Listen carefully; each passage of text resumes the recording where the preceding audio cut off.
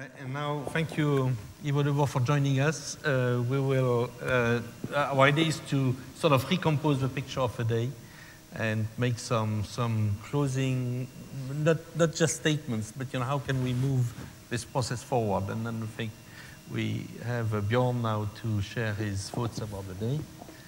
Well, thank you. I have noted a few points that have stuck with me during the day. And I think the first point is the feeling that we are, as a global society, at a challenging point in time.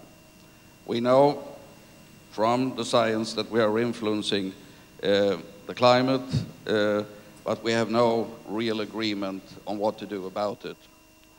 And I think some of the words that Mr. Tanaka used this morning when he talked about the World Energy Outlook, which he himself called, he said, I'm going to present a shocking report, which was his characterization of the World Energy Outlook. And he talked about the base scenario, which he put the headline on, underinvested, dirty, and vulnerable, but still challenging to reach. And then he described their alternative policy scenario under the headline, science fiction. Now, this is the world's leading governmental think tank on energy and the challenges connected with climate. And that makes me somewhat concerned when I see this presentation, and I cannot say that I disagree with what Mr. Tanaka was saying. So there is clearly a need for governments to move forward and don't get stuck on finding the perfect solution. I think it was Peter Goldmark that said we can always adjust later on. Let's find something which is reasonable and then let's adjust. But not getting stuck is not an option. I remember when I did my military service in Sweden, you have to do that mandatory, and I was a infantry platoon commander. And the one thing that my officer was telling me, he said, when you come into a challenging situation, do something. The only thing which is not acceptable is doing nothing. And that seems like the old feeling of my military service. I feel I'm stuck here under enemy fire, and we have to do something to get into a better position than where we are. So that's my first general broad observation from today. My second is, it is clear that there is a strong support for a public-private partnership on climate change. We've heard it from almost all panelists talking about the need for cooperation between governments and business in particular, and we are certainly willing, as we have said from the business side today, to find new ways of working together in a constructive way. My second observation is the strong link that also have come forward in a number of panels between climate, trade, development, and finance. And we've heard from the developing countries very clearly, and from Evo, that we need to resolve these competing and sometimes complementary issues together if we want the developing countries to be part of a solution going forward. My fourth observation is around market mechanisms and the price of carbon. CDM is too small, we need to scale it up.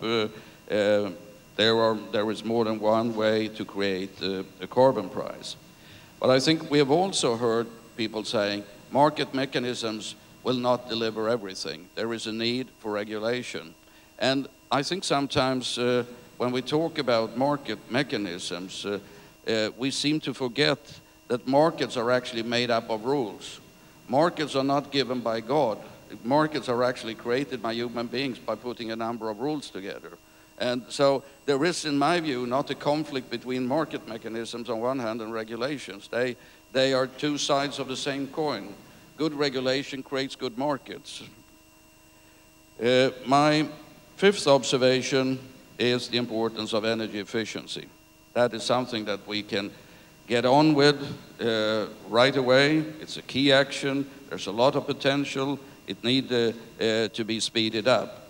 And I think it is important for us to observe what Mr. Tanaka said, that we were at a certain speed of annual improvement on energy efficiency after the oil crisis in the 70s.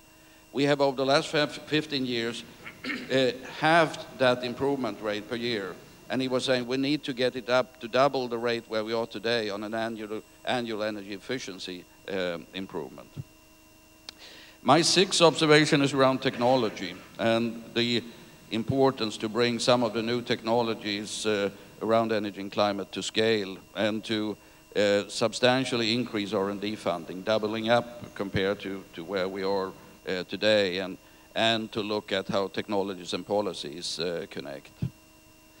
My seventh observation is around carbon control, and we've talked about forests, we've talked about carbon capture and storage, and the need to get us out of some of the challenges we have of not coming really out of the demonstration phase for carbon capture and storage. I think we've heard many people mention carbon capture and storage, and I think it is really crucial that we move forward on that. And I think it's very important for governments to accept that carbon capture and storage will not happen on commercial terms only. That this is really an area where we have to work together and where governments have to provide risk guarantees. If governments leave this to the private sector and markets, it won't happen.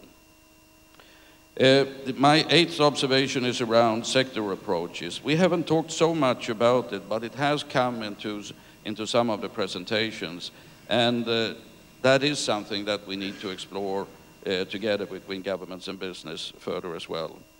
And my last point is once again going back to Mr. Tanaka. He talked about his I3 action plan going forward with the 3 I's: implementation, implementation, and implementation. That's probably a very good way to end my comments. I think this is about getting on with things.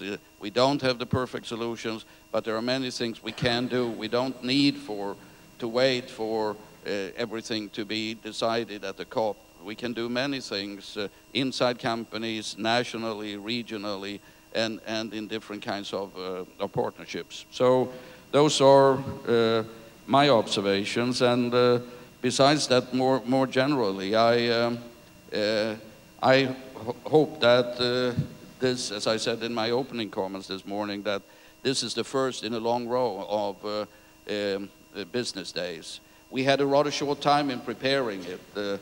We have more time to prepare the next thing, and we can do that much more also in partnership with AVO and others, and see how getting a business day together can be useful. And I was very encouraged to hear from the trade minister at lunch that she was very interested in also getting more discussions between the trade ministers and business. I think all of that is very promising going forward. Thank you. Thank you, Björn.